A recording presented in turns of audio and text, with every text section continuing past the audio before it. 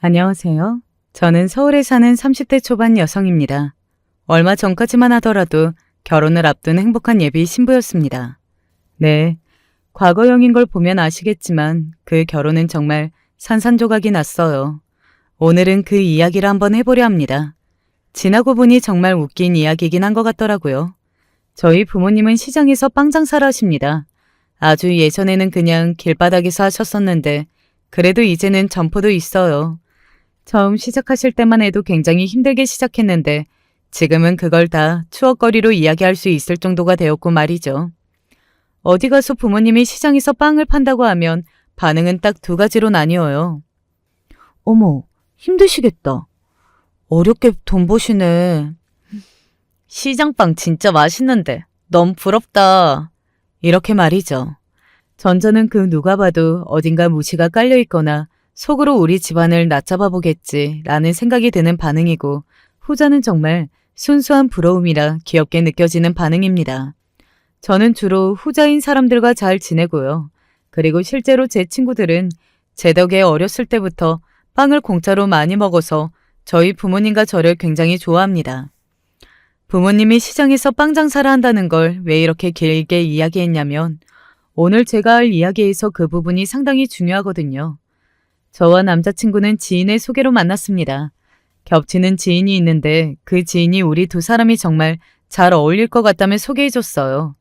실제로 저랑 남자친구는 외적인 부분도 외적인 부분이지만 대화도 잘 통했고 생각하는 것도 비슷해서 어디를 가나 정말 잘 어울린다는 소리는 늘 듣곤 했습니다.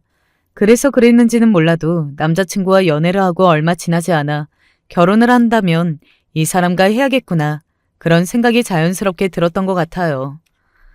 결혼 이야기가 나온 건 어쩌면 당연한 수순이었는지도 모릅니다.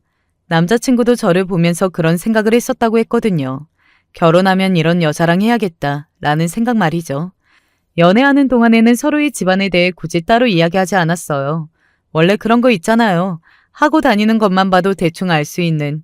저나 남자친구나 서로 하고 다니는 거나 어렴풋이 집안 이야기를 하는 걸로 대충 이렇구나 하는 정도는 당연히 알았고 말이죠. 남자친구는 집이 꽤 잘 살았습니다. 부모님 두 분 다 전문직에 종사하고 계셨고요. 누나가 하나 있었는데 누나도 유학을 다녀와서 지금 외국계 회사에서 일한다는 이야기를 듣기도 했었고요. 그리고 남자친구도 저를 그렇게 생각하고 있는 듯 했어요. 제가 부모님 이야기를 구체적으로 하지는 않았지만 하고 다니는 거나 그런 걸로 어느 정도 이상일 거라고 생각하고 있었던 모양이더라고요. 그래서 시장에서 장사를 하신다고?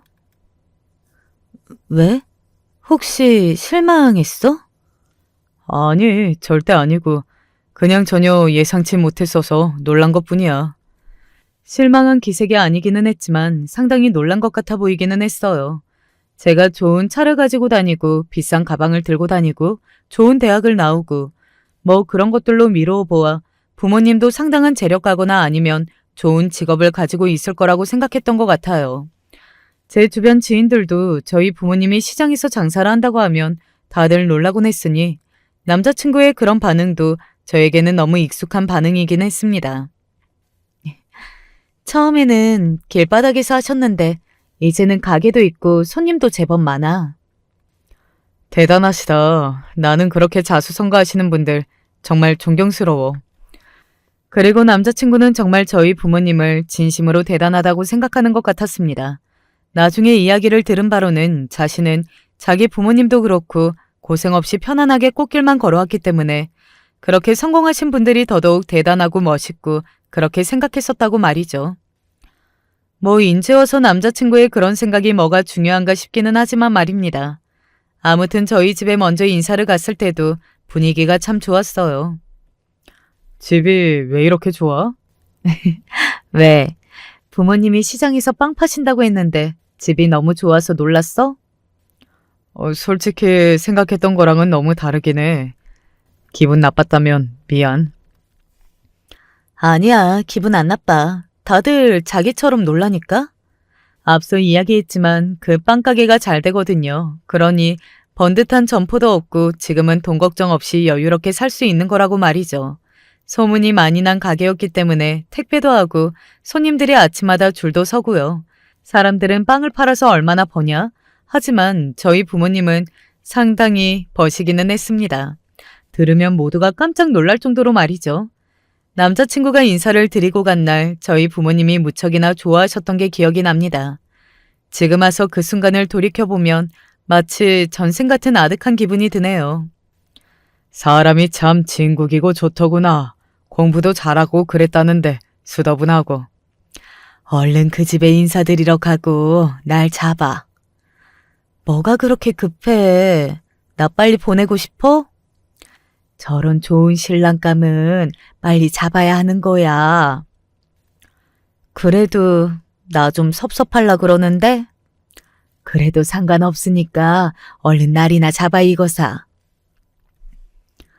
저 대화만 떠올려 봐도 저희 부모님이 얼마나 남자친구를 마음에 들어했는지 아실 수 있으시겠죠. 아마 남자친구와 결혼하게 되었다면 저희 부모님은 정말 진심으로 남자친구를 아꼈을 겁니다. 제 부모님이라서 하는 말이 아니라 두 분은 정말 좋으신 분들이시거든요. 제 친구들도 모두가 다 너희 부모님 같은 부모님도 없다라고 할 만큼 말이죠. 엄마가 얼른 데리고 오래. 나에 대해서 다 이야기했어? 자기 회사 어디라고 말고는 이야기 안 했어. 뭐 대단한 비밀이나 숨겨야 할 이야기는 아니었지만 그래도 시장에서 장사한다고 하면 편견을 바라보고 저를 대했던 사람들이 많았거든요. 그래서 반응이 조금 걱정되었던 건 사실이었습니다. 남자친구가 좋은 사람이었기 때문에 부모님도 좋으신 분들이라고 그렇게 생각하며 넘겼지만 말이죠. 아이고, 이렇게 예쁜 아가씨일 줄은 몰랐네. 감사합니다. 얼른 와서 밥부터 먹어요. 배고프겠다. 그리고 남자친구 어머니의 첫인상은 매우 좋았어요. 세심하게 입맛에 맞는지도 살펴주시고 뭐 이것저것 배려도 해주시고 말입니다. 그리고 굉장히 고상하다는 느낌도 많이 받았습니다. 얼핏 들은 이야기로는 남자친구 어머니도 좋은 집안에서 태어나고 자랐다고 들었는데 딱 그런 느낌이 있기는 했어요. 고생이라고는 모르는 사람, 그게 나쁘다는 게 아니라 그런 사람들이 있잖아요. 그런 게 느껴지는 남자친구의 어머니가 딱 그랬습니다. 학교는 어디 나왔어요? 저 어머님이랑 같은 학교 나왔습니다. 어머, 나랑 동문이구나. 너무 반갑다. 남자친구의 어머니와 같은 학교를 나왔다고 하니 너무 좋아하시더라고요. 본인이 예전에 상상했던 적이 있었다면서요. 같은 학교를 나온 며느리와 어디 가서 우리 학교 후배이자 며느리라고 자랑하는 것 말입니다. 부모님이 너무 아까우시겠다. 이렇게 예쁜 딸 남한테 주시려면. 너무 좋아하시던데요. 얼른 시집가라고. 어머, 그랬어요? 네, 오빠 인사 받고는 너무 마음에 드셔서 저런 남자는 어디 도망 못 가게 얼른 잡아둬야 한다고. 날부터 빨리 잡으라고 하시던데요. 어쩜 보는 눈도 있으시고 나도 빨리 뵙고 싶다. 분위기는 정말 좋았어요. 이 질문이 나오기 전까지는 말입니다. 부모님은 뭐 하세요? 약간 올 곳이 왔다 하는 생각이 들기는 했어요. 맹세코 부모님이 하시는 일이 부끄럽거나 한 건 아니었습니다. 오히려 자랑스러웠죠. 본인의 힘으로 자수성가하신 거니까요. 하지만 자라오면서 사람들의 편견 때문에 힘들었던 기억이 많다 보니 부모님이 뭐 하시냐는 질문을 듣고 대답을 할 때면 어딘가 늘 긴장을 하게 되었거든요. 시장에서 장사하세요. 아니나 다를까 남자친구의 어머니의 표정이 순간 살짝 굳어지는 게 보였습니다. 정확히는 굳어졌다기보다 놀란 표정이었어요. 상상도 못했네. 무슨 장사? 목소리가 어딘가 떨린다고 느꼈지만 그저 놀라서 그러신 거겠거니 하고 생각했습니다. 남자친구 어머니에게 받았던 첫인상이 너무 좋았기 때문에 좋으신 분일 거라는 확신이 당시에는 있었거든요. 지금 생각하니 웃기기는 하네요. 빵이요. 아, 빵. 그 시장에 가면 도너츠나 이런 거 파는 거 말하는 거죠? 네, 맞아요. 부모님이 장사해서 딸내미 키우시느라 고생이 많으셨겠네. 어딘가 그 전보다 분위기가 조금 달라졌다고 생각하기는 했지만 별다른 반응이나 말이 없었기 때문에 대수롭지 않게 넘겼던 것 같아요. 하지만 그 뒤로 남자친구 어머니의 어딘가 이상한 행동들이 시작되었습니다. 오늘 밥이나 같이 먹을래요? 첫인사를 마치고 돌아오던 날 저에게서 전화번호를 받아가셨거든요. 빨리 친해지려면 자주 얼굴을 보는 게 좋지 않겠냐면서 말이죠. 첫인사를 하고 3일 뒤에 걸려온 전화였어요. 이렇게 빨리 연락을 주실 줄은 몰랐기 때문에 조금 놀랐었던 기억이 납니다. 부모님은 원래 그런 일을 하신 거예요? 이상하다고 생각했던 첫 번째 이유는 부모님이 하시는 일을 그런 일이라는 표현을 썼다는 점에서였어요. 보통 그런 표현은 약간 상대방을 낮잡아 볼 때 무시할 때 쓰는 표현이잖아요. 그래서 살짝 기분이 상하긴 했었던 것 같아요. 하지만 그런 거 하나하나 꼬투리를 잡고 따질 상황이나 대상이 아니라고 생각했기 때문에 그냥 웃어 넘겼습니다. 처음에는 그냥 길바닥에서 하셨었는데 소문이 나고 장사가 잘 되면서 점포를 얻어서 지금은 꽤 규모가 있는 편이기는 해요. 길바닥? 저는 저희 부모님이 얼마나 노력해서 얼마나 성공했는지 그거에 초점을 맞춘 말이었거든요. 그리고 같은 말을 했을 때 남자친구도 그렇고 대부분의 사람은 처음에는 그렇게 초라했지만 지금은 엄청나구나, 대단하다 이렇게 반응을 했기 때문에 남자친구의 어머니도 당연히 그럴 걸로 생각했습니다.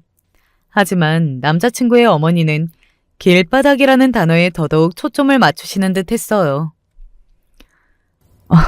지금은 장사가 많이 잘 돼요? 그런 편이죠. 단골 분들도 많으시고 오픈 전에는 줄도 서고 그 동네에서 명물이에요.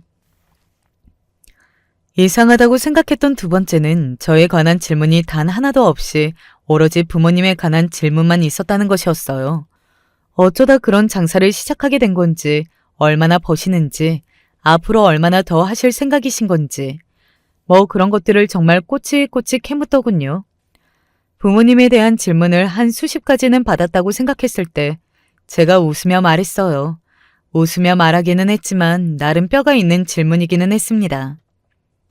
저에 대한 건 안 궁금하세요? 제 그 질문에 남자친구의 어머니는 아차하는 얼굴을 하기는 했지만 이내 다시 돌아온 질문은 여전히 부모님에 관한 질문이었습니다. 그날 대화 내내 부모님에 대해 이야기만 했어요. 아, 딱 하나. 저희 언니에 대한 질문을 빼면 말입니다. 저희 언니는 지금 부모님의 가게에서 함께 일하고 있거든요. 워낙 바쁘다 보니 일손을 거들기 위한 것도 있지만 나중에는 그 빵집을 물려받기 위한 이유도 있었어요. 저는 요리를 하는 거나 장사에는 영 취미가 없어서 자연스럽게 언니가 하는 걸로 정리가 되었고요. 뭐 시장 빵집이 뭐가 그렇게 대단한 거냐고 자식들에게 물려주냐 하시겠지만 이 부분은 나중에 제가 해드리는 이야기를 들으시면 아마 듣고 계시는 분들 생각도 달라지실 겁니다.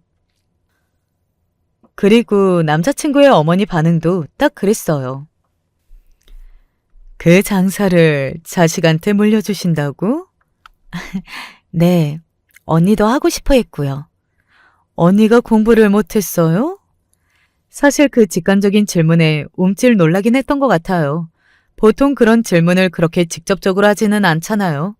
그래서 제가 놀라서 움찔했더니 남자친구의 어머니도 본인이 말 실수를 했다는 듯 헛기침을 킁킁하긴 하더군요. 아, 학교도 잘 나왔고 경영학과 나왔는데 원래 언니가 요리하는 것도 장사하는 것도 좋아해서요. 적성에 맞는 것 같다고 같이 하고 있어요. 아니, 아무리 그래도. 말을 하다 마셨는데 그 말에는 사실 수많은 의미가 담겨 있기는 했습니다. 아마 왜 그런 일을 자식에게까지 물려주려 하냐, 대충 뭐 그런 의미였겠죠. 돈을 많이 벌고 아니고를 떠나 그렇게 생각하는 사람이 있을 수도 있으니 그냥 넘겼어요. 뭐 생각을 해도 그렇게 티를 내는 건 상당히 무례한 일이라고 생각하기는 했지만요. 그 만남 이후로 남자친구의 어머니의 좋았던 첫인상이 달라지기는 했습니다. 저와 둘이 만날 때는 말도 어딘가 그 전처럼 상냥하지 않았고 저를 대하는 태도도 묘하게 기분이 나빴었거든요. 그래서 좋은 분이 아닌가 하는 생각을 했던 것 같아요. 어머님이 나에 대해서 뭐라고 이야기하죠? 원래 안 물어보려고 했는데 그 만남 이후에 궁금해지더라고요. 남자친구에게 제 이야기를 뭐라고 했는지 말입니다. 그냥. 남자친구의 표정이 순간 곤란함이 스쳐 지나갔어요. 알 수 있었습니다. 제 이야기를 좋게 하신 건 아니라는 것을 말이죠. 왜? 나 괜찮으니까 말해봐. 마음에 안 들어 하셔? 아니, 막 그런 건 아닌데. 그렇다고 썩 마음에 들어 하시지는 않은 것 같다. 그런 이야기를 남자친구가 최대한 돌려서 해주긴 했어요. 솔직히 기분도 나쁘고 자존심도 상했습니다. 뭐 그렇게 대단한 집안이라고 부모님이 뭘 하신다는 이유 하나만으로 저를 마음에 안 들어 하실 수 있나 하는 생각이 들었거든요. 하지만 이해해 보려 노력했던 것 같아요. 일단 남자친구와는 아무 문제가 없었고 당시에는 남자친구의 어머니가 그렇게까지 저를 막대한다거나 마음에 안 든다는 걸 노골적으로 보여주지 않으셨기 때문에 이 정도면 살아가면서 차차 괜찮아질 정도라고 생각했습니다. 물론 절대 아니었지만요. 그 이후로도 남자친구 어머니와 한두 번의 만남이 더 있었어요. 뭐 그건 남자친구의 어머니가 저를 불러낸 자리는 아니었고 그냥 결혼 전에 그리고 상견례 전에 이것저것 이야기를 하기 위한 자리기는 했습니다. 그리고 그때마다 느낄 수 있기는 했어요. 아, 이 사람은 나를 마음에 들어하지 않는다 하는 것을 말이죠. 한 번은 이런 이야기를 하더군요. 사람은 어느 정도 결이 맞는 사람이랑 만나서 살아야 하는 건데. 오빠랑 저랑 그런 부분이 잘 맞아요. 아니, 너희 둘이 아니더라도 집안들끼리 말이야. 그런데 분위기가 너무 다른 것 같아서 걱정이 조금 되네. 자신의 집은 대대로 부자의 학벌도 다들 좋고 흔히들 이야기하는 엘리트 집안이고 저희 집은 시장에서 장사나 하는 집안이라 수준이 안 맞는다는 이야기를 그렇게 돌려서 한 겁니다. 솔직히 엄청 기분 나빴어요. 그런 게 뭐가 중요한가요? 당사자들이 잘 살면 되죠. 제 대답에 남자친구의 어머니는 굉장히 마음에 안 든다는 얼굴로 저를 바라봤습니다. 아마 남자친구의 어머니는 제가 알아서 눈치를 채고 떨어져 나가주길 바랐던 것 같아요. 사실 저도 은연중에 그런 마음으로 저에게 그렇게 이야기하신다는 걸 알고 있었지만 애써 모르는 척 했던 것 같고 말이죠. 그렇게 상견례 날이 왔습니다. 제 결혼이 깨진 날이기도 했고 남자친구 어머니의 정말 본 모습을 알게 된 날이기도 했어요. 오늘 엄마가 컨디션이 조금 안 좋으셔서 밥만 먹고 빨리 들어가 봐야 할 것 같다고 하셨어. 그래? 어디가 많이 안 좋으셔? 어제부터 영 몸살기가 있다고 하시긴 하셨는데 그래서 미루고 싶어 하시긴 했거든. 그런데 아버지가 절대 안 된다고 상대에게 그게 무슨 무례냐고 안 된다고 하셔서 그냥 하기로 한 거야. 아마 남자친구의 어머니는 그날 그 상견례를 그냥 업고 싶어서 그런 말을 한 걸 거예요. 하지만 그게 받아들여지지 않았고 말이죠. 우리 부모님한테 이야기할게. 미안해. 그 누구도 잘못한 게 아닌데 뭐가 미안해. 그렇게 이야기를 나누고 상견례가 시작되었습니다.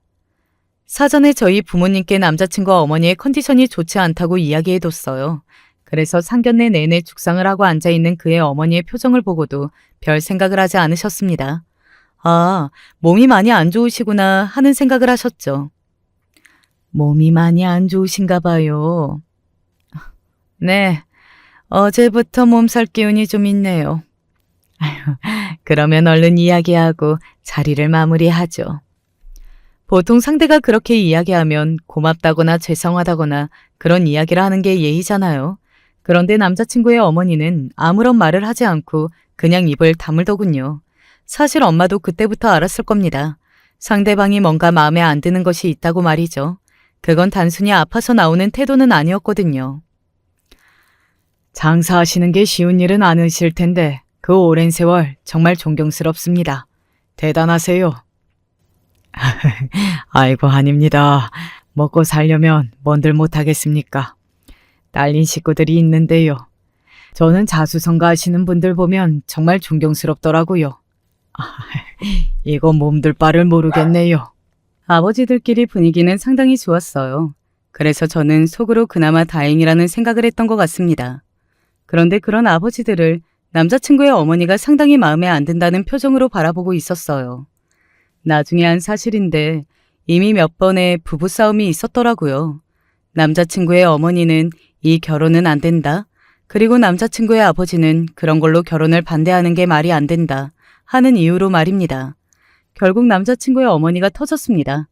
아마 내내 참느라 표정이 그렇게 좋지 않았던 것 같더라고요. 아무리 생각을 해봐도 도저히 안 되겠어. 남자친구의 어머니가 그렇게 말했고 모두의 시선이 남자친구의 어머니에게로 집중이 되었습니다. 남자친구의 아버지가 두 눈을 질끈 감는 게 보였어요. 어머니, 왜 그러세요? 남자친구가 당황한 듯 자신의 어머니의 손목을 붙잡았습니다. 나는 너를 정말 이해할 수 없구나. 내가 너를 어떻게 키웠는데? 전혀 앞뒤 상황을 모르는 저희 부모님은 굉장히 당황할 수밖에 없었어요. 두 분 다 놀란 얼굴로 남자친구와 그의 어머니를 바라보다가 의아한 얼굴로 저를 바라봤습니다. 저는 그저 한숨을 쉴 수밖에 없었어요. 달리 뭘 할 수 있었겠어요. 그만하게. 이게 무슨 무리야? 그러니까 내가 이렇게까지 하기 전에 다들 내 이야기를 들었어야지. 어머니. 시끄럽다. 나는 이 결혼 절대 안 돼. 아무리 생각해도 안 돼. 내가 죽어도 안 돼. 알았어? 그제야 저희 부모님은 상황 파악이 조금 되신 것 같더라고요. 엄마의 표정이 순식간에 어두워졌습니다. 당연히 그럴 수밖에 없는 상황이었어요. 사람을 앞에 두고 저런 짓을 하고 있는데 어느 누가 표정 관리를 제대로 할 수 있겠느냐고요. 그러니까 지금 저희 딸이 며느리로 싫으시다는 이야기를 하시는 거죠? 엄마의 그 질문에 남자친구 어머니의 날카로운 시선이 엄마에게로 향했습니다. 그리고 찢어질 듯한 높은 목소리로 엄마를 향해 소리치듯 말했어요. 그러면 좋겠어요? 그 큰 소리에 움찔하고 놀란 엄마가 이내 인상을 찌푸리며 낮은 목소리로 되물었습니다. 그 목소리는 엄마가 상당히 화가 났다는 걸 말해주고 있었어요. 대체 저희 딸 뭐가 그렇게 마음에 안 드시는데요? 댁내 딸이 마음에 안 드는 게 아니라 댁내 집안이 마음에 안 드는 거예요. 어디서 시장에서 장사나 하는 사람들을 내 사돈으로. 해서는 안 되는 말을 입으로 뱉고 말았습니다. 사실 그런 말은 절대 하면 안 되는 거잖아요. 본인의 수준을 보여주는 말이기도 했지만 무엇보다 상대방에게 엄청난 결례니까 말입니다. 뭐라고요? 아니, 차이가 나도 정도껏 나야지. 이건 너무하잖아요? 뭐가 너무한데요? 모르면 양심 없는 거 아닌가요? 어머니. 남자친구가 자신의 어머니를 향해 낮은 목소리로 그만하라는 듯 말했고 남자친구의 어머니가 그런 남자친구를 노려봤습니다. 그리고는 이렇게 소리질렀어요. 도저히 수준 떨어져서 나는 이 결혼 못 시켜. 너도 그런 줄 알아. 뭐요? 수준? 그리고 남자친구의 어머니의 그 말에 엄마가 분노했어요. 당연하죠. 그런 말을 듣고도 분노하지 않을 사람이 세상 천지에 어디 있겠어요? 그래요, 수준. 그때였습니다. 아빠가 상을 손으로 탁 하고 내려쳤어요. 그리고 그 소리에 그 안의 모든 시선이 아빠에게로 향했습니다. 상황이 그렇게 되고 나서 단 한마디도 하지 않으시고 듣고만 계셨거든요. 우리가 하는 일이 수준이 떨어지신다는 거죠, 지금? 그럼 시장에서 빵이나 파는 게 수준이 높다고 할 수는 없죠. 사람이 하는 일로 계급을 나누고 그런 거, 그거 배웠다는 분이 할 짓이 아닌 것 같은데 누가 누구 보고 수준이 떨어진다고 하시는 건지 모르겠네요. 아빠의 말에 시어머니의 얼굴이 빨갛게 달아오르는 게 보였습니다. 화도 났을 것이고 그리고 순간적으로 수치심도 느끼긴 했을 거예요. 하지만 이내 정색하더군요. 그걸 진심으로 부끄러워할 줄 아는 사람이었으면 애초에 거기서 그런 이야기도 꺼내지 않았겠죠.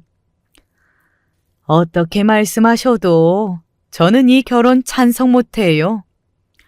누구는 찬성한답니까? 뭐라고요? 귀한 우리 딸을 그리고 우리 집안을 이렇게 무시하는 사람한테 나도 우리 딸 못 줘요. 당연히 우리도 반대죠. 아빠의 그 말에 남자친구의 어머니가 헛웃음을 짓더군요. 상당히 어이가 없다는 듯 말입니다. 그러고는 이렇게 말했습니다. 아니, 정말 주제를 몰라도 너무 모르시네.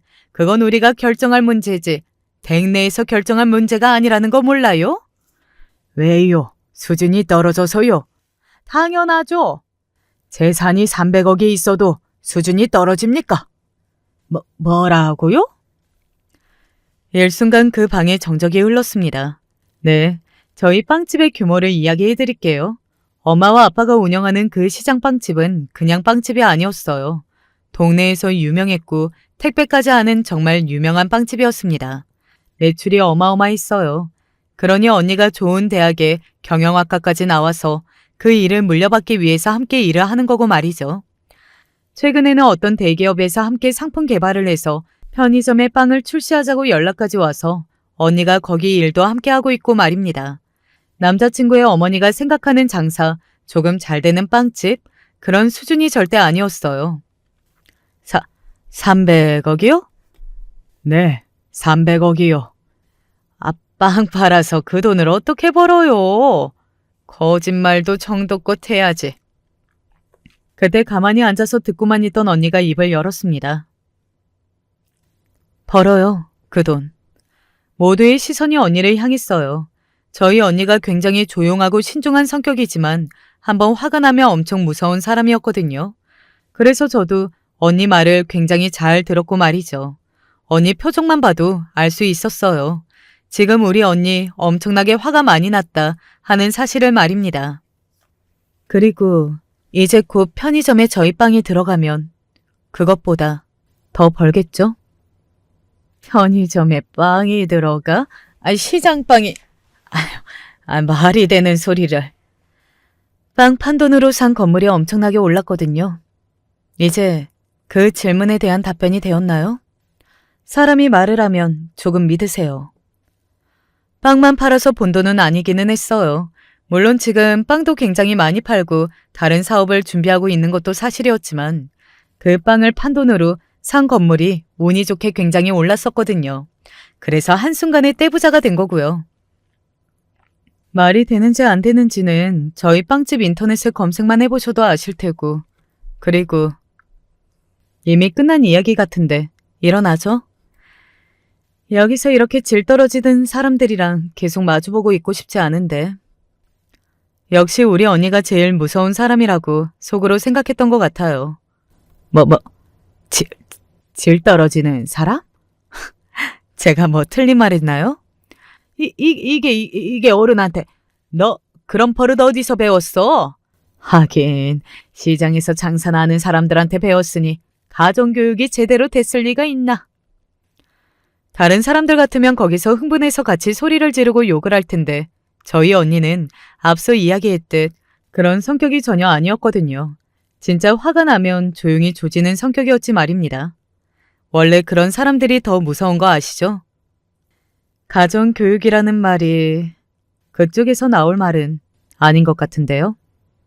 뭐라고? 이렇게 무례하게 굴고 상대방을 하는 일만으로 깔아뭉개고 무시하고 예의라고는 없고 천박하고 수준 떨어지는 사람이 어떻게 가정교육이라는 단어를 입 밖으로 꺼낼 수가 있는 건지 제 상식으로는 도저히 이해가 안 되네요. 언니의 그 말에 남자친구 어머니의 얼굴이 붉게 달아올랐습니다. 저는 알 수 있었어요.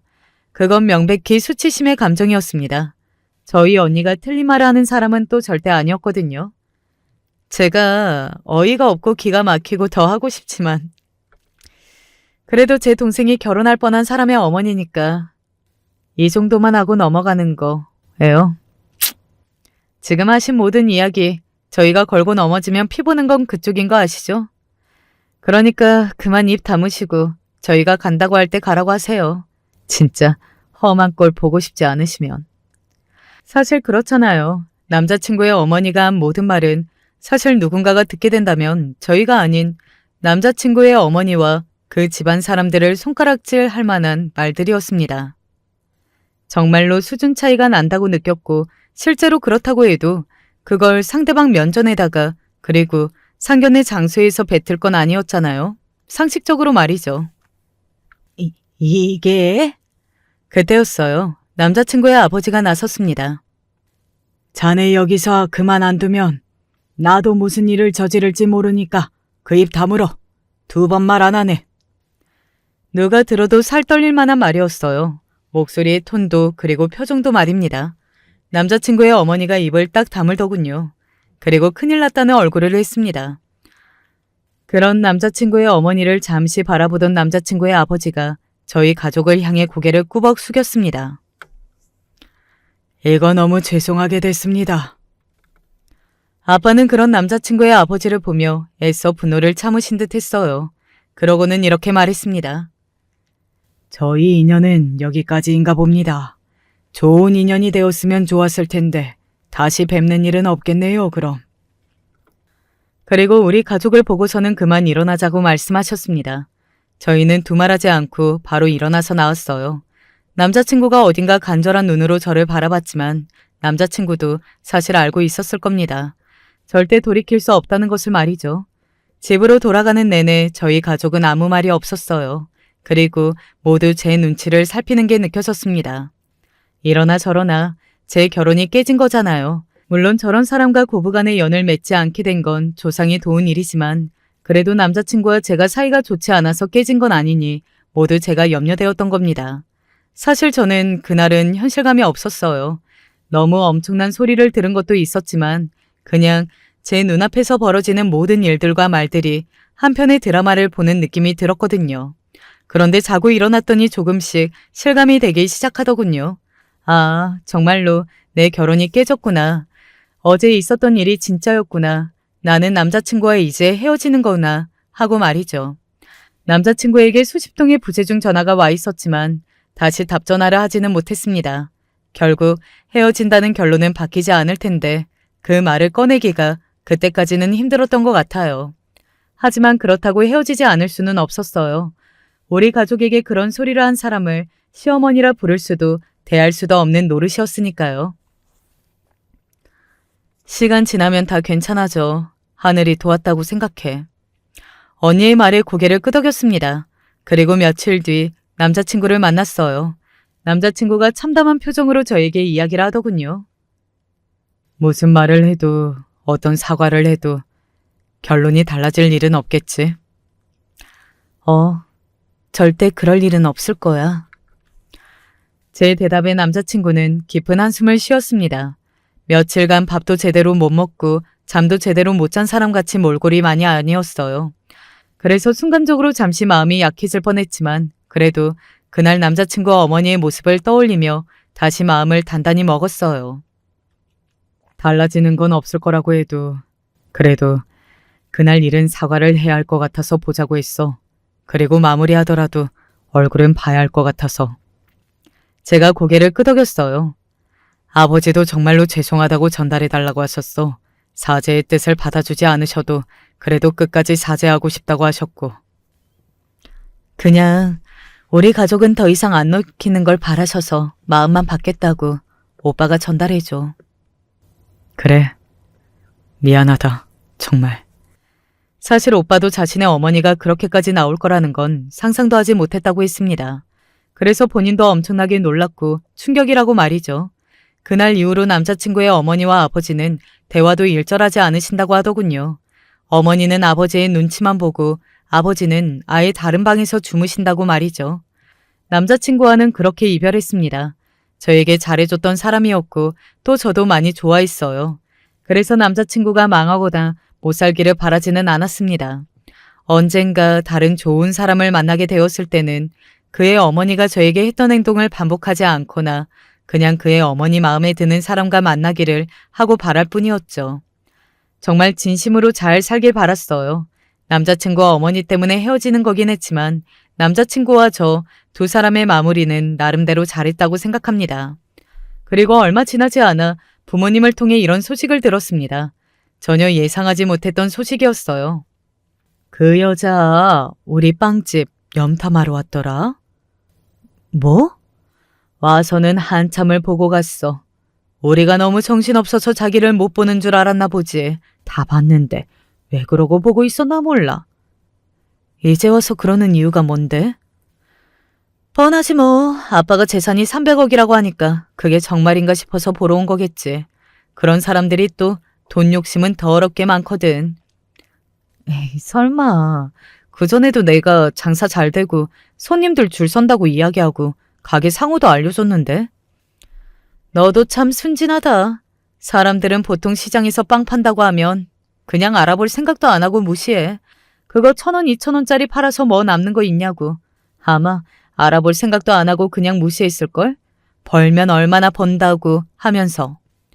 남자친구의 어머니라면 그랬을 수도 있을 것 같아서 언니의 말을 들으며 조용히 고개를 끄덕였습니다.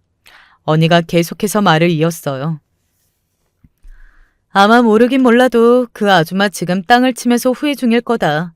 오리집 같은 집을 걷어찬 걸. 그 집도 돈이 없는 집이 아닌데. 원래 그런 사람들이 더 욕심이 많다니까. 그리고 아무 생각이 없고 후회도 없으면 염탐하러 왔겠냐? 찾아온 것만으로 이미 그러고 있다는 걸 보여준 거나 마찬가지라니까. 언니의 말을 들으니 그게 맞는 것 같기는 하더라고요. 아무 미련이 없거나 후회가 없으면 찾아와서 그렇게 염탐하거나 할 일도 없는 거니까 말이죠. 그렇게 생각하고 있던 찰나에 남자친구 어머니에게서 전화가 왔습니다. 한번 만나자고 말이죠. 만약 정말로 후회한다고 해도 연락할 자존심은 아니라고 생각했기 때문에 의외이긴 했던 것 같아요. 그날은 내가 정말 미안했다. 사과하신다고 달라질 건 없는 거지만 그래도 일단 받은 걸로 할게요. 저희 부모님이 그래도 제가 사과 받았다는 걸 알면 덜 속상해하실 것 같으니까. 제 말에 남자친구 어머니는 뭔가 생각을 하더니 이런 말을 하더군요. 말을 꺼내기가 상당히 민망해 보이기는 했던 것 같아요. 그 상견례장에서 악을 쓰던 모습과는 사뭇 달라서 조금 우스웠던 기억이 있네요. 다시 생각을 바꿀 마음은 없니? 그 말이 나올 줄은 몰랐습니다. 사실 후회를 한다고 해도 다시 만나라는 말을 하지 않을 줄 알았거든요. 그건 남자친구 어머니의 자존심상 허락을 하지 않을 것 같았어요. 제가 짧게 본 분은 그랬습니다. 남편하고도 그러고 크게 싸우고 나서 지금까지 대화도 없고 아들내미도 자기 엄마랑 말도 안 섞고 아직도 집안 분위기가 살벌해. 오빠랑 저는 아예 정리하기로 다 합의했어요. 저의 그 말에 남자친구 어머니의 표정이 순식간에 어두워졌습니다. 저희가 만나서 정리를 했다는 사실을 모르고 있는 것 같았어요. 벌써? 바로 정리하는 게 맞죠. 어차피 정리할 거 질질 끌어서 뭐 하겠어요. 그래도 그렇게 바로 정리가 되든? 네. 저의 그 단호한 말에 남자친구 어머니의 표정이 순간 움찔하는 게 보였습니다. 저는 단호한 목소리와 얼굴로 말을 이었어요. 절대 마음이 변할 일은 없다는 걸 확실하게 보여주고 싶어서 한 자씩 또박또박 눌러 말하듯 말했습니다.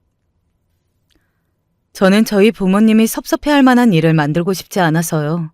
정리하지 않고 꾸물거리면 부모님이 서운해하거나 미안해하실 것 같았거든요. 그래도 자식이 좋아하는 사람이랑 헤어지는 걸 더 슬퍼하지 않으실까? 그것보다 제 미래를 더 걱정하실 분들이라서요.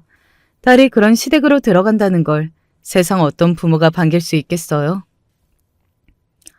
그런 제 말에 남자친구의 어머니는 한동안 말이 없더군요. 본인이 생각해도 할 말이 없기는 했을 겁니다. 그 전에 저는 저를 찾아온 이유가 정말 돈 때문인지가 궁금했어요. 그래서 물었습니다. 정말로 죄송했다고 생각하셔서 저를 찾아오신 거예요? 그럼, 그리고 아들내미도 너무 힘들어하고 너한테 용서를 빌면 남편도 나를 용서해주지 않을까 싶기도 하고. 저희 집이 부자가 아니었더라도요? 제 그 말에 살짝 놀라는 것 같기는 했습니다. 아마 제가 너무 직접적으로 그걸 이야기해서 그런 거겠죠. 그리고 찔린 사람처럼 갑자기 욱해서는 목소리가 커졌어요. 아니 사람을 뭘로 보고 그러니? 뭐로 보긴요. 그날 상견례를 할 때 본 사람으로 보죠. 라고 대답하고 싶었지만 그냥 참았어요. 그리고 알 수 있었습니다. 정말로 우리 집 재산 때문에 그게 아까워서 사과하러 온 거라는 걸 말이죠. 뭐 예상은 했지만 이렇게 직접 깨닫게 되니 정말 씁쓸하기는 하더군요. 돈 앞에서는 다들 이 정도로 추해지나 싶기도 했고요. 무슨 이유든 다신 오빠랑 만나는 일은 없을 거예요. 사과는 받은 걸로 할 테니까 그만 돌아가세요. 사실 그 사과도 받고 싶지는 않았지만 귀찮은 마음이 더 컸던 것 같아요. 더 이상 엮이고 싶지 않고 그냥 받은 셈 칠 테니 앞으로 얼굴 볼 일이 없었으면 좋겠다. 그런 마음이었습니다. 다시는 얼굴을 보고 싶지 않고 여기서 다 정리하고 싶었거든요. 아, 잠깐만. 나가려는 저를 남자친구의 어머니가 붙잡았어요. 어딘가 굉장히 간절한 얼굴이었습니다. 그런 남자친구의 어머니를 제가 가만히 봤어요. 아내가 부모님을 뵙고 직접 사죄를 드려도 안 되겠니? 네. 평생 그런 생각을 가지고 산 분인데 하루아침에 그렇게 변할 수 있다고 생각하지 않거든요. 그래서 저는 지금 이 사과도 진심이라고 생각 안 해요. 그렇게 말하고는 그냥 돌아서서 나왔습니다. 여러분이 생각하시기에도 제 말이 맞지 않나요? 평생을 그런 사고방식으로 사람들을 생각하고 대해온 사람이 어떻게 하루아침에 바로 생각이 변해서 새 사람으로 태어날 수 있겠어요. 다 우리 집 돈 때문에 저러는 거죠 뭐. 물론 저희 부모님이 가진 재산을 알고서도 100% 순수한 마음으로 저에게 접근해오는 사람은 앞으로도 없을 수 있다고 생각합니다. 하지만 적어도 그 마음에 진심은 있어야 한다고 생각하거든요. 남자친구의 어머니처럼 진심이라고는 눈꼽만큼도 없는 그런 사람과는 엮여서는 안 된다고 생각해요. 더군다나 남자친구와 저는 결혼을 하게 되면 제 가족이 되는 건데 더더욱 안 될 일이죠. 정말 웃기는 여편네네. 내가 그랬지? 돈 때문이라니까. 그게 아니면 왜 우리 가게를 보고 가느냐고. 그날 시장 사람들이 이야기해줬는데 그날 이상한 여자 하나가 우리 빵집 물어보면서 저 빵집이 그렇게 장사가 잘 되냐, 매출이 얼마냐 이런 거 물어보고 다녔대. 나도 오늘 들었다. 정말? 아, 글쎄 그렇다니까. 그러고는 사람들이 이상하게 생각하니까 자기도 빵집 오픈할 생각이어서 자료 조사차 다니는 거라고 했대. 나 참 무서워서 원. 세상 똑똑한 척은 다 하더니 왜 그렇게 멍청한 짓을 했대? 우리가 모를 줄 알았나? 엄마와 언니는 한참을 남자친구와 어머니 이야기를 했습니다. 그런 두 사람의 이야기를 가만히 듣고 있자니 정말 사람이 우스웠고 또 절대 만나는 일은 다시는 없어야겠다는 다짐을 하게 되었어요. 그리고 얼마 뒤에 남자친구에게서 연락이 왔습니다. 아무래도 자신의 엄마가 저를 찾아왔던 걸 알게 되었던 모양이었어요. 미안하다고 사과를 하더군요. 나 찾아오신 거 어떻게 알았는데? 엄마랑 이야기하다가 너라도 좀 잡아봐라 그러시더라고. 너는 마음 바꿀 일 없어 보였다고. 그 말은 너를 만났다는 말이니까. 맞아, 찾아오셨었어. 뭐라고 하시든? 그냥 본인이 진심으로 사과하면 다시 되돌릴 수 있냐고. 그리고 오빠 아버님이랑도 지금 많이 안 좋다고 용서해달라고. 제 이야기를 들은 남자친구가 깊게 한숨을 쉬더군요. 그리고 자신의 누나가 저희 빵집을 알아보고 남자친구 어머니에게 다 이야기를 해줬다는 이야기를 들을 수 있었습니다. 엄마가 무슨 짓을 한 건지 아냐고 그 집은 진짜 엄청나게 대단한 집이라고 했다고요. 넝쿨째 굴러들어온 복을 스스로 차버린 거라고 그런 이야기를 듣고서는 남자친구의 어머니가 땅을 치셨다는 이야기를 전달받았는데 기분이 참 묘하더군요. 막 시원하거나 통쾌하다기보다는 그렇게 순식간에 태도가 바뀐 그 이유가 씁쓸했달까요? 서로 잘 살라는 인사를 마지막으로 전화를 끊었습니다. 그리고 저는 사람을 만나는 거에 있어서 조심성을 길러야겠다는 생각을 확실하게 하게 된 것 같아요. 예전부터 부모님이 늘 어디 가서 돈 많고 부자고 이런 티를 내는 것을 그다지 좋지만은 않은 거라고 하셨던 게 다 이런 이유인가 싶은 생각이 들더라고요. 그 일이 저에게 남긴 건 좋아하는 사람과의 이별만은 아닌 것 같다는 생각을 요즘 하고 있습니다. 사람에 대한 불신이 커졌거든요. 요즘은 어떤 남자가 호감만 표시해도 저 사람도 우리 집 재산 보고 저렇게 나한테 호의적인가 하는 생각이 든다니까. 그렇게 사람을 너무 안 믿으면 안 돼. 그리고 아직은 세상에 좋은 사람들도 많아. 그렇겠지? 친구들이 그렇게 저를 위로하고 달래주기는 했지만 그 모든 상처를 치유하는 데는 시간이 조금 걸릴 것 같기는 해요. 몰랐는데 시간이 점점 지날수록 그 상흔이 꽤 오래 깊게 남은 것 같다는 생각이 들기는 하더라고요. 차라리 모든 조건을 알고 만나는 선을 봐볼까 생각해 본 적이 있기는 합니다. 왜 서로의 조건을 다 알고 맞춰서 만나면 그런 일로 상처를 받을 걱정은 하지 않아도 되잖아요. 하지만 또 그렇게 해서 사람을 만나고 싶다는 생각까지는 들지 않아서 금방 접었지만 말이죠. 시간이 약이라는 말이 있잖아요. 언젠가 지금의 상처도 다 치유가 되고 새로운 사람을 만날 수 있게 되는 날이 올 걸로 생각합니다. 그리고 굳이 새로운 사람을 만날 필요도 없잖아요.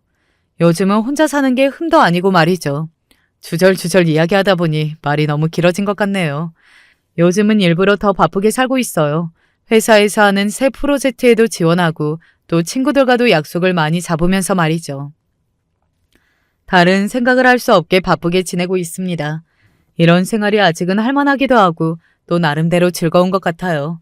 저는 이제 그만 사연을 마무리해야겠습니다. 제 이야기를 마지막까지 함께 해주셔서 감사합니다. 언제 어디서나 건강 유의하시고 늘 좋은 일만 가득하시기를 바랄게요. 제가 이런 곳에 사연을 쓰게 될 줄은 꿈에도 몰랐습니다. 30년 전 돌아가셨던 아버지가 저를 이렇게 살리실 줄은. 오랜만에 집 청소를 하고 밥을 안 치는데 왜 이렇게 눈물이 나던지. 보잘것없는 이야기일 수도 있으나 제 이야기를 해보겠습니다. 엄마의 얼굴은 사진을 보지 않으면 하나도 기억이 나지 않습니다. 아버지로부터 어머니가 저를 무척이나 많이 사랑했다는 이야기는 귀가 아프도록 전해 들었지만 어머니는 제가 5살이 되던 시절에 큰 병에 걸려서 몇 개월간 앓다가 돌아가셨거든요. 그래서 전 어머니 사랑 한번 제대로 못 받아본 채 어머니를 잃어야 했습니다. 어머니의 장례식에 간 것조차 희미합니다. 사실 너무 어렸을 때 어머니가 돌아가신지라 남들처럼 어머니에 대한 사랑과 그리움이 있냐고 하면 아니라고 생각을 합니다. 다만 아주 가끔 옛날에 찍은 사진들을 보았을 때 저 그리고 동생을 소중히 안고 있는 어머니를 보면 어렴풋하게 어머니가 지금까지 살아있었으면 얼마나 좋았을까 하고 일어나지도 못할 일을 상상해보는 것이 전부입니다. 아무튼 일찍이 엄마를 여인 관계로 저와 남동생은 아버지 밑에서 살았습니다. 아버지가 아주 잘 사시는 편은 아니었지만 그래도 저랑 남동생이 배에 안 굶고 먹고 살아갈 정도는 되었습니다.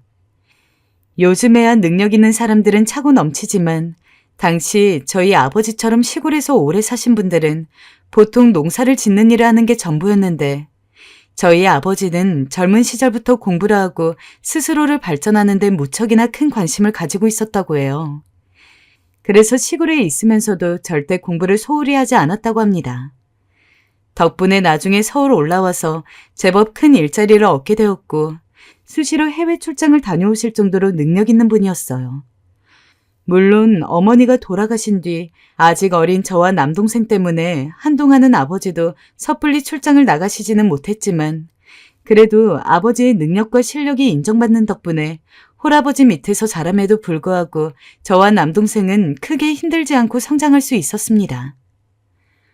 필요한 거나 사고 싶은 거 있으면 꼭 이 아빠한테 말해야 한다. 알았지? 알겠어요, 아버지. 아버지는 옛날 분들 같지 않게 자식들에게 참 다정하셨습니다. 어쩌면 어머니가 일찍 돌아가셨기 때문에 아직 어렸던 저희를 신경 써주시는 것도 있겠죠. 하지만 어쨌든 아버지가 그렇게 저희를 사랑해 주신 덕분에 어머니가 없는 빈자리는 있을지언정 아버지 하나만 보고도 충분히 살아갈 수 있었습니다. 저도 동생도 아버지가 저희를 위해 얼마나 노력하는지 잘 알고 있었기 때문에 학교 다니면서 말썽 한번 부리지 않았어요. 안타깝게도 저는 공부에는 큰 재능이 없어 성적이 잘 나오지는 못했지만 남동생은 공부를 하는 것도 좋아했고 기본적으로 머리도 좋은지 조금만 노력을 해도 훨씬 괜찮은 성적을 받아왔죠. 그래도 저희 아버진 편애 한 번 한 적이 없으셨습니다. 이야, 우리 수키랑 창이 둘 다 아주 잘했구나. 이 아버지가 다 기특하네. 아주 잘했어. 늘 그런 말씀으로 저희를 다독이실 뿐이었어요. 셋뿐이 없는 가족끼리 서로를 보듬을 줄 알고 배려할 줄 알았기 때문에 저희는 나름대로 작은 행복에도 크게 웃을 줄 아는 가족이었습니다. 하지만 하늘이 저희의 행복을 질투라도 한 걸까요? 어머니가 어릴 적 돌아가셨듯 비극은 갑작스럽게 저희에게 몰아닥쳤습니다. 저희가 점점 커가면서부터 아버지는 다시 예전처럼 해외 출장을 종종 나가시고는 했습니다.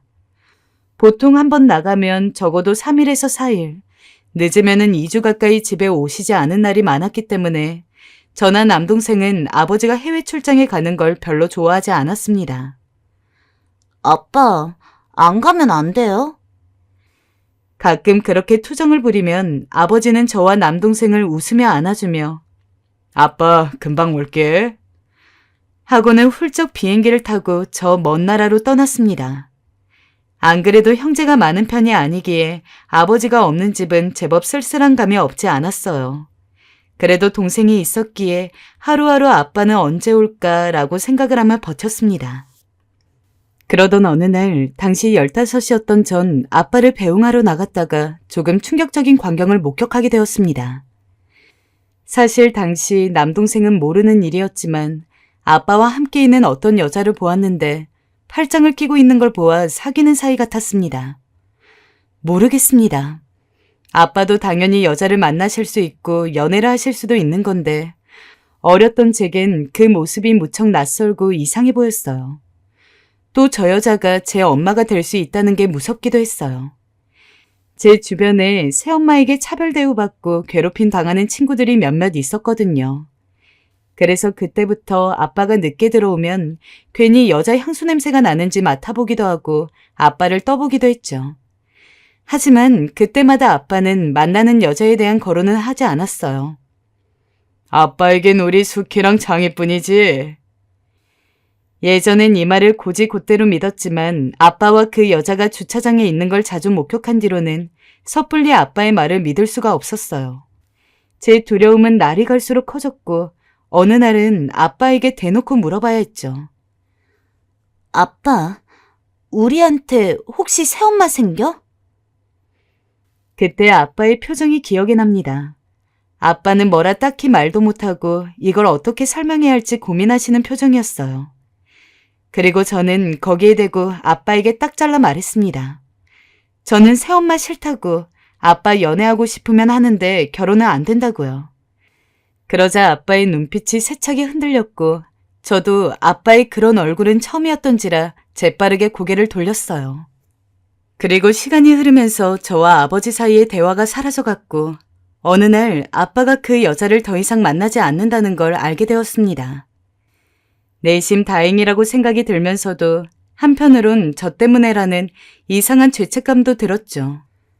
그래도 아빤 제게 변함없이 다정하게 대해주시려 했기에 저도 그 일을 잊어가고 그렇게 다시 아빠와의 사이가 회복되었을 즈음 너무도 견디기 힘든 일이 일어나 버렸어요. 바로 제가 20살, 남동생이 17살 때 일이었습니다. 그때도 여느 때와 같이 아버지는 해외 출장에 가 있었습니다. 이번에는 사흘이면 돌아올 테니까 너무 걱정 마. 아빠가 거기서 맛있는 거 사올게. 알겠어, 아빠. 근래 들어서 일주일 이상의 장기 출장만 나갔던 아버지였기에 간만에 반 이상 줄어든 해외 출장 기간은 저희에게 무척이나 깊을 수밖에 없었습니다. 설레는 마음으로 아버지가 돌아오기를 기다리는데 분명히 오기로 한 시간이 지나도 아버지가 집으로 오지를 않았죠. 가끔 하루 이틀 늘어나는 날도 있었기 때문에 이번에도 그런 건가 보다 싶었습니다. 하지만 5일, 6일, 일주일은 넘어가자 이건 뭔가 잘못된 것 같다는 생각이 들더군요. 그때 전화가 왔습니다. 김종철 씨 자녀분 되시나요? 아버지가 해외 출장에 간 나라에서 괴한에게 강도를 당해 돌아가셨다는 이야기였습니다. 강도라니. 해외 뉴스에서 보던 일이 우리 아버지에게 일어났다는 게 믿을 수 없습니다. 덩달아 아버지를 잃게 된 저는 3살 어린 동생과 이 세상에서 어떻게 살아가야 할지를 걱정해야 했습니다. 장례조차 제대로 치르지 못했습니다. 아버지를 잃었다는 슬픔에 하루가 멀다 하고 눈물만 흘리다가 정신을 차려보니 이미 믿을 것이라곤 제 동생 단 한 명이었습니다. 누나, 우리는 친할머니 집에서 살게 될 거래.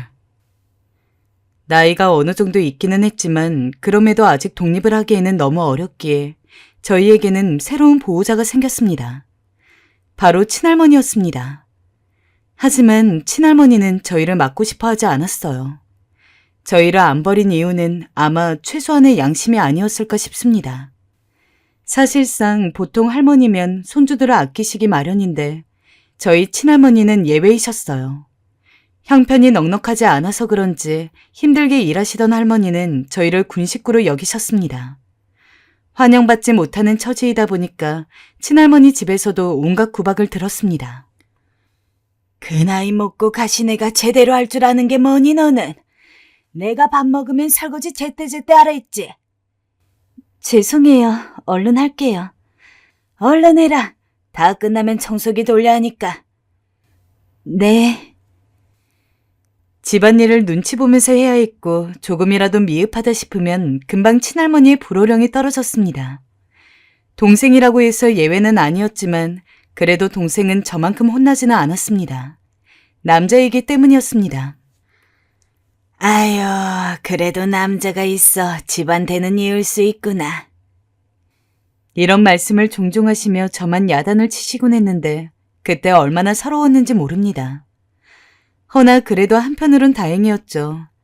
만약에 동생까지 제가 고생하는 것만큼 친할머니에게 혼이 났다면 너무나 마음이 아플 것 같았으니까요. 누나, 미안해. 이거 먹어.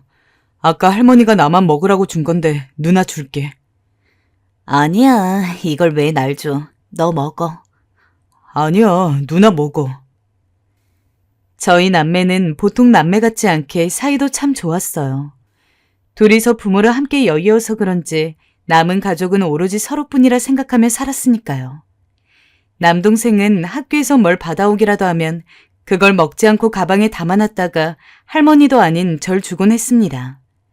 저도 장에 나갈 때 맛있는 게 있으면 우리 창이 줘야지 하고선 주머니에도 넣어가지고 왔고요. 그렇게 서로를 보듬어주는 존재가 있어 그 힘든 시기를 버티고 지나올 수 있었던 것 같습니다. 할머니도 가끔씩 저희처럼 아버지 존재를 그리워하시곤 했는데 그때마다 굉장히 신경이 날카로워지셨습니다. 그때만큼은 남동생도 할머니의 구박을 피해갈 수 없었죠. 신경질이 극도로 심해지셔선 저희에게 이유 없이 화를 내는데 아버지를 잃은 슬픔을 저희에게 화풀이라도 하고 싶은 건지 점점 참기가 힘들어졌습니다. 그러던 중 집에 일이 하나 터지고 말았죠. 당시 청소부로 생계를 이어가시던 할머니가 직장에서 돌아오시더니 갑자기 저에게 도둑년이라고 하는 겁니다. 무슨 말이에요? 제가 왜 도둑년이에요? 네가 내 은가락지 훔쳐갔지? 네? 나 시집 올 때 들고 온 내 은가락지 네가 훔쳐간 거 아니냐고. 그게 어딨냔 말이야. 할머니, 저는 몰라요. 맞아요, 할머니. 우리 누나 도둑 아니에요. 옆에서 남동생도 말리고 아니라고 설득했지만 소용이 없었습니다. 할머니는 은가락지 없어진 게 무조건 제 탓이라며 제 머리채를 잡으셨고 저는 그만 현관에까지 끌려나가 동네 사람들 보는 앞에서 수치를 당해야만 했습니다. 할머니, 제발요. 그만해요. 나쁜 년, 이 도둑년. 내가 너네 키워주고 먹여주고 입혀주는데 너는 내 물건을 도둑질이나 하고 자빠져 있어? 네가 그러고도 손주냐? 지금 생각하면 어떻게 손주에게 그럴 수 있는지 도통 이해가 되지 않습니다. 적은 나이도 아닌 손주에게 그리 손찌검을 하시며 온갖 욕설을 퍼부으시던 할머니. 저는 그 이후로 이유가 어찌됐던 친할머니네 집에서 오래도록 지내기란 어려웠습니다. 그랬기에 동생이 성인이 되던 해 저희는 따로 나가서 살겠습니다. 그동안 돌봐주셔서 감사합니다. 하고 친할머니에게 마지막 인사를 한 뒤 작은 원룸을 잡았습니다. 할머니는 마지막까지 제 인사를 받지도 않으셨습니다. 추측하건대 아무래도 할머니는 자기 아들이 죽은 걸 저희 때문이라고 생각하신 것 같기도 합니다. 아버지가 저희를 먹여 살리기 위해 출장을 가시다 그런 일을 당하셨으니 원망할 대상이 필요하셨던 거겠죠. 허나 아무리 그래도 저희에게 그 원망을 돌리기엔 그걸 감당해내기엔 저희도 너무 어렸습니다. 그리고 할머니 집에서 나오게 된 후 더 기막힌 사실을 하나 알게 되었습니다. 나중에 알게 된 사실이지만 저희가 살았던 집, 그리고 아버지의 재산, 그리고 보험금 등 모두 삼촌이라는 사람이 빼돌린 것이었습니다. 그때 세상 물정 모르는 저희에게 다가와 무슨 서류에 사인을 하라고 해서 아무것도 읽지 않고 삼촌이 손가락으로 가리키는 곳에 사인을 했던 게 큰 화였습니다. 나중에 그 사실을 알고 조치를 취하려고 했지만 이미 돌이킬 수는 없었습니다. 삼촌이라는 사람이 도박에 빠져 모든 걸 탕진하고 혼자 저 세상으로 가버렸거든요. 어떡하면 좋아, 누나? 그때 삼촌의 장례식에선 기가 막혀 눈물도 나오지 않았습니다. 스스로 생을 등졌다고 하는 삼촌 장례식엔 저희 말고 딱히 손님이 많이 오지도 않았는데 그 이유를 알겠더군요. 삼촌의 삶도 참 빈약하게 그지없었습니다. 도박에 빠진 뒤로 가족도 버리고 친구도 버리고 살아가셨다고 하니까요. 평소 그래도 한 번씩 아버지가 없을 때 저희를 한 번씩 보러 오셔 맛있는 것도 사주시기에 좋은 분이라 생각하고 있었는데 그건 모두 그저 우리 돈을 가져갔기 때문에 그 죄책감을 풀기 위해 방문한 거라 생각하니 토가 나올 것 같이 역겨웠습니다. 누나, 어떻게 사람들이 이래? 우리가 엄마 잃고 아빠 잃었다고 무슨 고아보도 쳐다보고 우리 돈 가져가고 할머니도 우릴 원망하고 이게 가족이야? 이게 무슨 가족이야? 창이야. 난 정말 다 지긋지긋해. 남동생은 당시 사람들에게 상처를 아주 많이 받았습니다. 그도 그럴 것이 가족이라는 사람들이 하나같이 뒤통수를 치고 저희에게 상처 주는 말을 해댔으니 그 분노를 억누를 길이 없었죠. 그리고 그건 저도 마찬가지였어요. 세상에 누구 하나 믿을 수 있는 사람이 없구나 하는 불신이 생긴 게 그때부터였으니까요. 오로지 어떻게든 저희 힘으로 먹고 살아야 했습니다. 땡전 한 푼 없는 가운데서 남들처럼 그래도 밥 먹고 살려면 뭐라도 해야 했죠. 그때부터는 동생도 저도 각자 먹고 살 길 찾느라 참 바빴어요. 당시 어느 직장에 격리로 취직을 했는데 야근도 불사하고 열심히 일을 했고 회사가 끝난 후엔 남동생과 함께 부업을 했어요. 그래도 우리 이번 달 이렇게 일하면 돈 좀 모이겠다, 창이야. 그러게, 누나도 너무 수고했어. 몸도 많이 아팠을 텐데 너무 고생했어. 녹초가 되어서 집에 들어오다 보니까 어릴 때처럼 웃으며 떠들 시간도 없고 힘들 때마다 돌아가신 아버지 생각 그리고 어머니 생각은 났지만 제가 뭐 어떻게 할 수 있는 것도 없었기에 애써 차오르는 눈물을 꾹 참고 일에만 매진했습니다. 제 주변 사람들이 저 일하는 거 보고 정말 돈독 제대로 올랐다 라고 혀를 찰 정도였습니다. 하지만 저는 돈독이 오른 게 아니었습니다. 동생과 밥이라도 제대로 챙겨 먹으면서 살려면 그렇게 하지 않고는 버틸 수 없는 환경이었기 때문이었습니다. 물론 외로웠습니다.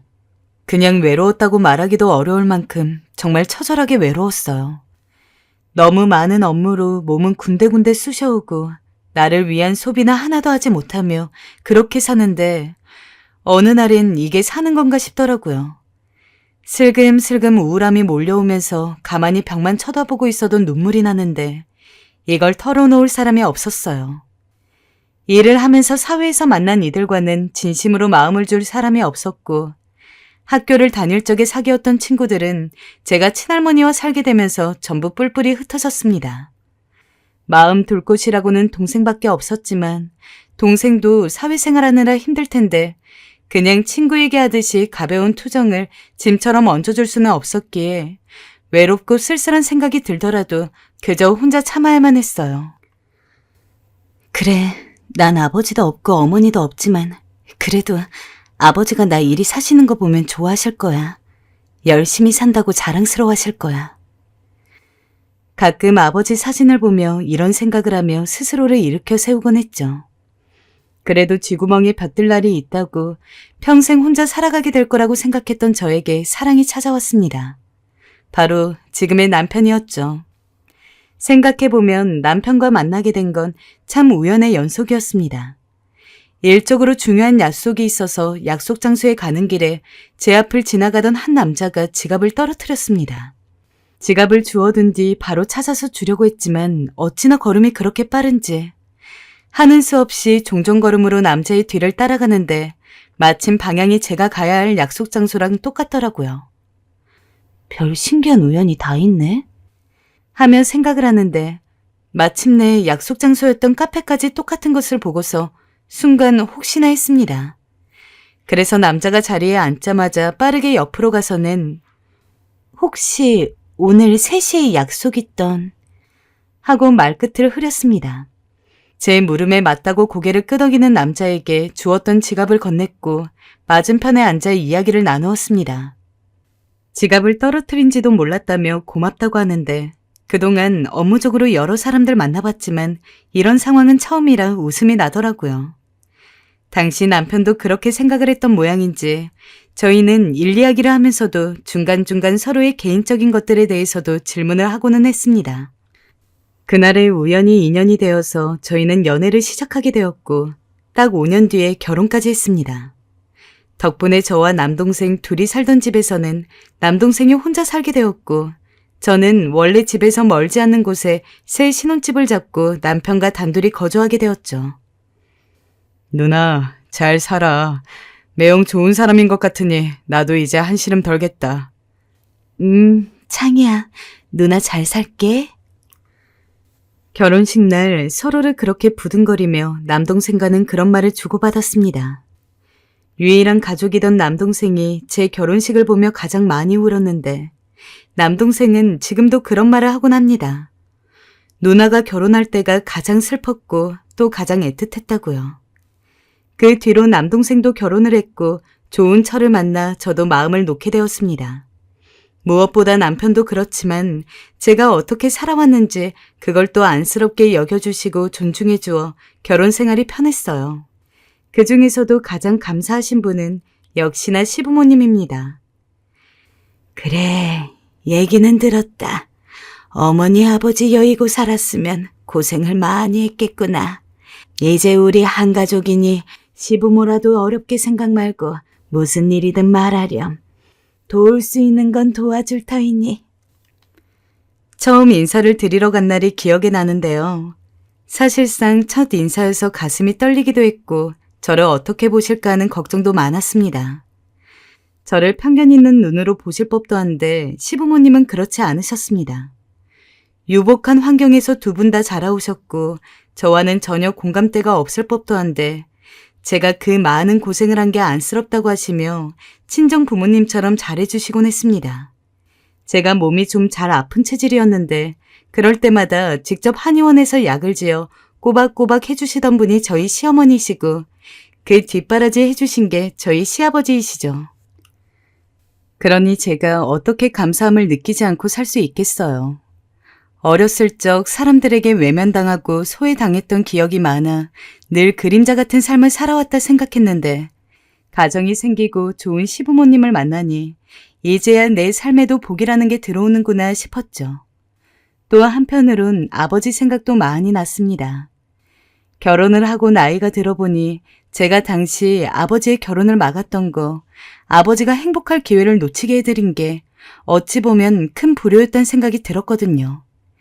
그 죄책감에 얼마나 숱한 날을 눈물로 보냈는지 모릅니다.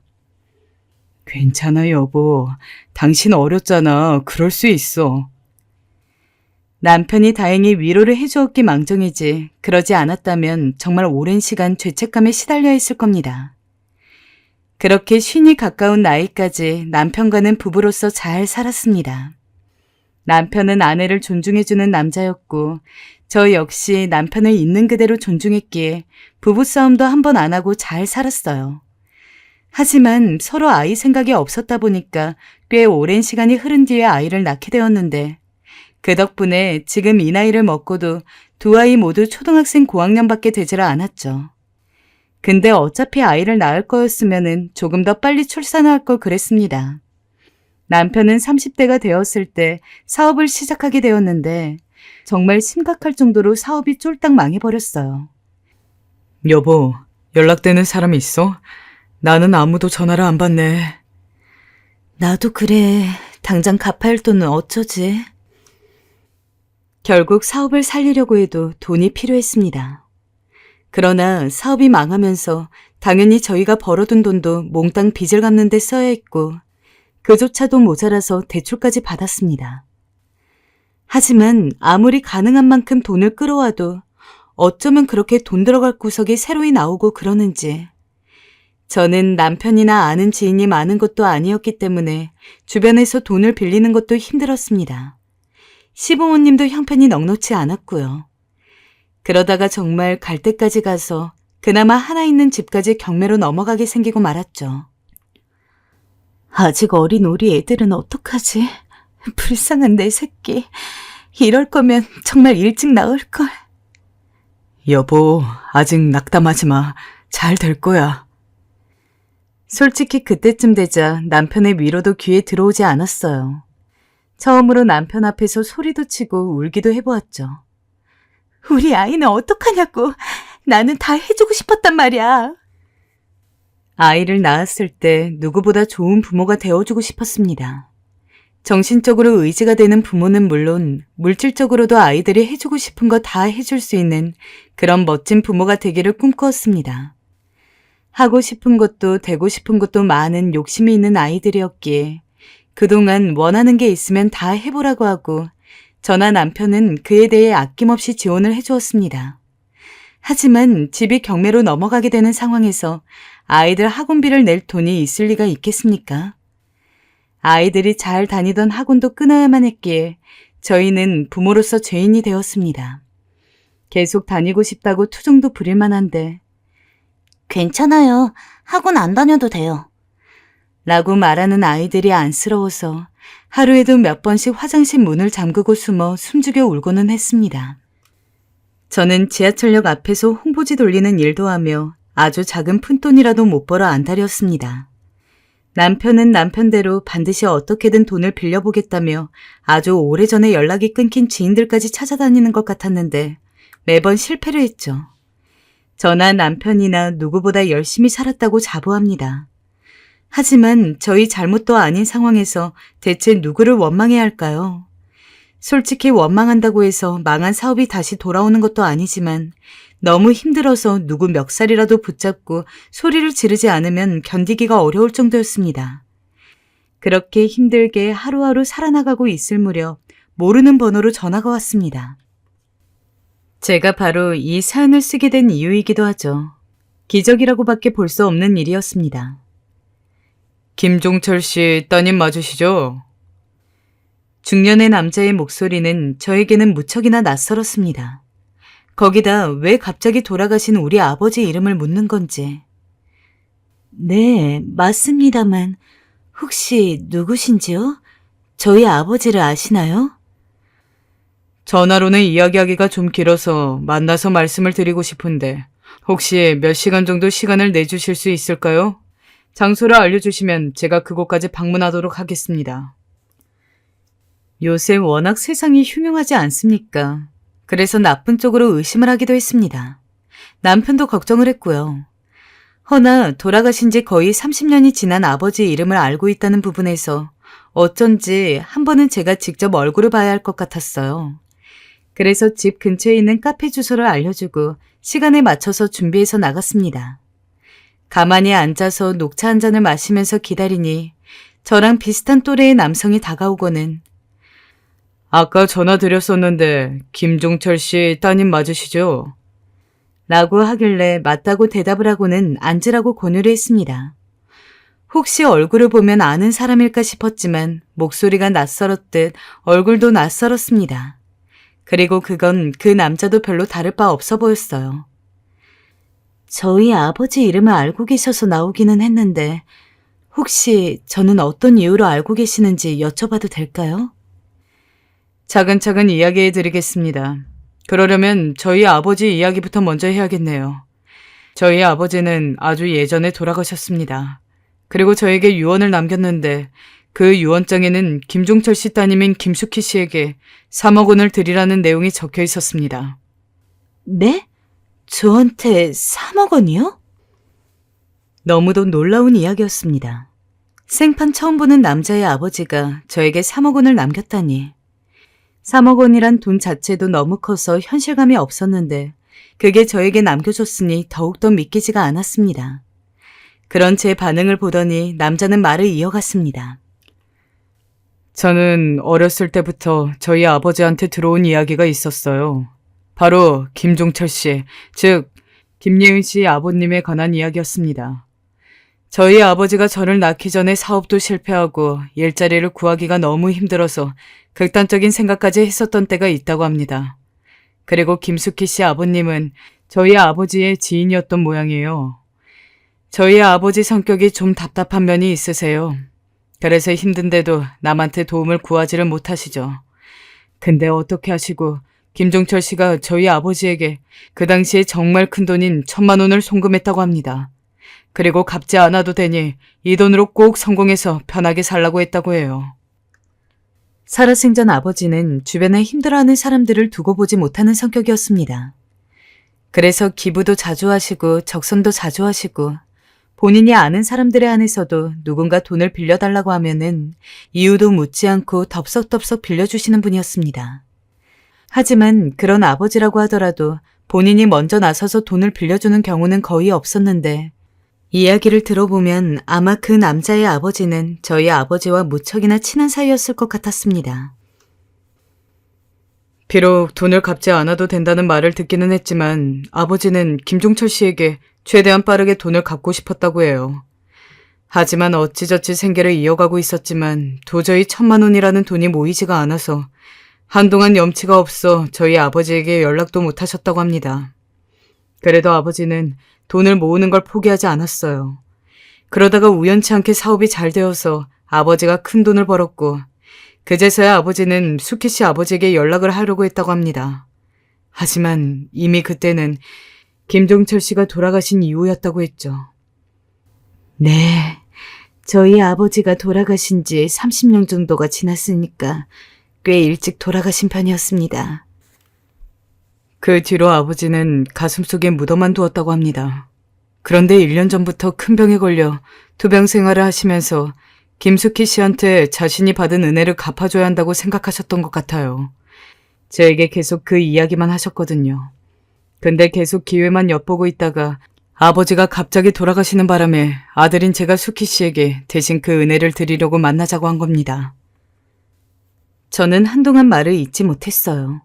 어떻게 받아들여야 할지 잠시 혼란스럽기도 하고 어찌 이런 일이 생겼을까 신기하기도 했죠. 남자는 저를 찬찬히 보다 제게 계좌번호를 물어봤습니다. 너무 당황스럽기도 했지만 저도 경제적으로 궁핍하다 보니 어느 순간 제 입에서는 계좌번호가 흘러나오고 있었습니다. 그리고 채 몇 분도 지나지 않아 핸드폰에 띵동 알람 소리가 들려서 확인해 보니 1억도 2억도 아닌 무려 3억이 들어있었죠. 이미 3억을 줄 거라고 들은 상태이기는 했지만 직접 통장에 찍힌 숫자를 보는 것은 느낌이 달랐습니다. 제가 아무런 말도 못하고 있자 남자는 말을 이었습니다.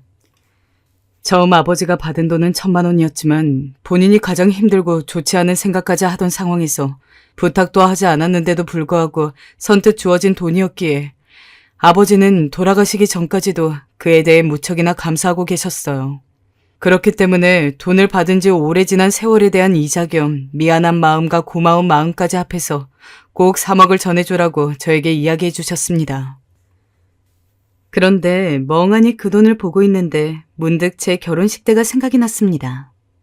당시 남편과 결혼을 할 때 지인이 많이 없었던지라 무척이나 조촐한 결혼식을 했었는데 5만 원, 10만 원, 대부분 사람들이 내는 축의금 금액 사이에서 무려 1,000만 원을 넣어준 사람이 있었습니다. 누군지 알고 싶었지만 봉투에는 그저 아빠의 친구라고만 쓰여 있었기에 저는 그분에게 감사 인사 한번 할 수가 없었죠. 대체 아빠 친구 중에 누가 나한테 1,000만 원이라는 돈을 축의금으로 보냈을까? 평소 아버지의 주변 관계에 대해서 알 일이 없었기 때문에 궁금해한다고 해도 제가 알아낼 수 있는 방법은 없었습니다. 그렇게 놀라웠던 1,000만 원어치 축의금은 세월의 흐름에 따라서 점차 잊혀져 가고 있었는데 어쩐지 지금 눈앞에 있는 이 남자의 아버지라는 사람이 그 1,000만 원어치 축의금의 주인공이 아닐까 싶었습니다. 하지만 아들이라고는 해도 그런 세세한 부분까지는 모를 수도 있고 당장 중요한 것은 3억이 제 통장에 입금되었다는 거였어요. 그런데 이상하게 받는다는 거에 부담감이 밀려왔습니다. 너무 감사하긴 한데요.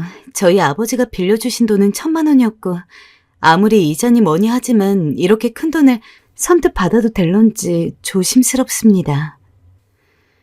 아버지는 이미 아주 오래전부터 꼭 마음의 빚을 갚고 싶어 했어요. 지금은 안 계시니 예은 씨가 이 돈을 받으시는 게 맞죠.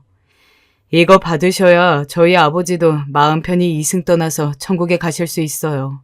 그러니 너무 미안해하지 않으셔도 됩니다. 받을 돈 받는 거니까요. 만약 이 돈을 안 받으시면 하늘나라에서 저희 아버지가 슬퍼하실 것 같습니다. 남자의 말에 결국 저는 너무 감사하다는 말을 연거푸하면서 집으로 돌아오는데 가슴이 너무 쿵쾅거렸습니다. 그러다 문득 남동생이 생각이 났죠. 아마 제가 장녀였기에 편의상 제 이름만 말했을 테고 결국 아버지 덕분에 이렇게 큰 돈이 생긴 것인 만큼 남동생과도 당연히 반을 나누어야 했습니다. 그래서 바로 집에 가지 않고 남동생에게 연락을 했어요. 당시 남동생도 무척 힘든 상황이라고만 알고 있었기에 남동생 목소리를 듣자마자 눈물부터 났어요. 창희야, 창희야. 누나, 왜 울어? 정말 중요한 일 있으니까 너 집에 그대로 있어. 나 지금 갈게. 저는 그렇게 이야기를 하고는 남동생이 사는 집으로 향했습니다. 역시나 남동생은 영문을 모르는 표정으로 저를 맞이했죠. 누나, 갑자기 무슨 일이야? 저는 물어보는 남동생을 자리에 앉혀놓고서 무슨 일이 있었는지 하나하나 천천히 설명을 했습니다. 아버지가 살아계실 적 친구에게 빌려줬던 1,000만 원 이야기부터 시작해서 지금은 돌아가신 친구분이 자기 아들을 시켜 우리에게 3억 원을 준 일까지. 동생도 예상치도 못했던 상황에 얼떨떨한 느낌이었습니다. 당연히 저도 그랬으니까요. 이건 아버지 돈이니까 너랑 똑같이 반반 나눠야 할 것 같아. 계좌번호 불러봐. 바로 너한테 1억 5천만 원 보낼게. 하지만 동생은 제 말에 아무런 대꾸 없이 무언가를 생각하는 표정으로 한참 동안 침묵했습니다. 그러더니 저를 보고 웃더라고요. 아니야. 나는 지금 그렇게 큰 돈은 필요 없어. 지금도 충분히 나 혼자 잘 먹고 살 수 있어. 나랑 다르게 누나는 지금 큰 돈이 필요한 상황이잖아. 그러니까 그 사람이 보내주는 3억은 누나랑 매형 사업 살리는데 보태. 그리고 나중에 사업 잘 되면은 그때 나한테 1억 5천만 원을 줘. 사업 성공하면 제대로 갚아야 한다. 무슨 말이야. 요즘 치킨집 안 되잖아. 장사 뻔히 안 되는 거 아는데 그러지 말고 받아. 창희야, 이건 네 돈이기도 해. 아니야 누나. 나는 정말 괜찮아. 남동생은 정말 한사코 제 돈을 받지 않았어요. 지금 당장 이렇게 큰 돈을 받으면 한동안은 하고 싶은 것도 하면서 살 수 있었을 텐데 부족한 누나를 배려하겠답시고 저렇게 이야기해주는 동생이 너무 고마워서 하마터면 주책맞게 눈물을 쏟을 뻔했습니다. 그리고 염치 없지만 동생 말대로 저희 집은 당장 사업으로 인해서 쌓인 빚들을 갚는 것이 너무도 급했기에 동생 손을 꼭 잡고 고맙다고 수십 번을 이야기하고 집에 왔습니다. 어떻게 하늘에 계시는 아버지가 내 상황을 알았을까요? 정말 열심히 살면 기회가 온다는 말이 있는데 그게 사실인 건지. 일단 그 3억으로 당장 급한 빚을 갚을 수 있게 되었다고 남편에게 말하니 매일같이 우중충해 있던 남편의 얼굴이 오랜만에 활짝 피었습니다. 하늘에 계신 장인어른이 자길 많이 안쓰러워하셨나 봐. 이런 돈을 주시고. 남편은 눈물까지 글썽거리며 좋아했습니다. 저도 너무 기분이 좋고 앞으로 살아갈 의욕이 났죠. 저는 이 3억을 돌아가신 아버지가 저희를 불쌍하게 여겨서 보내준 어떠한 사랑이라고 생각하고 있습니다. 지금까지도 그랬지만 앞으로는 더 열심히 살겠습니다. 다시 태어나는 기분으로 정말 열심히 살아서 동생한테 1억 5천만 원 갚고 행복하게 힘내보려고 해요. 사실 남의 일이라고만 생각하고만 살았는데 이런 일이 저희에게 일어난 게 아직까지도 믿기지 않습니다. 여러분들도 아무리 힘든 일이 있다고 하더라도 포기하지 마시고 희망차게 살아보세요. 분명 여러분들이 예상치도 못한 곳에서 복이 올 수도 있으니까요. 마지막으로 사랑하는 아버지, 제가 그때 아버지 결혼을 막은 거 용서해 주시길 바랍니다. 그리고 또 너무 죄송하고 고맙습니다. 사랑합니다, 아버지.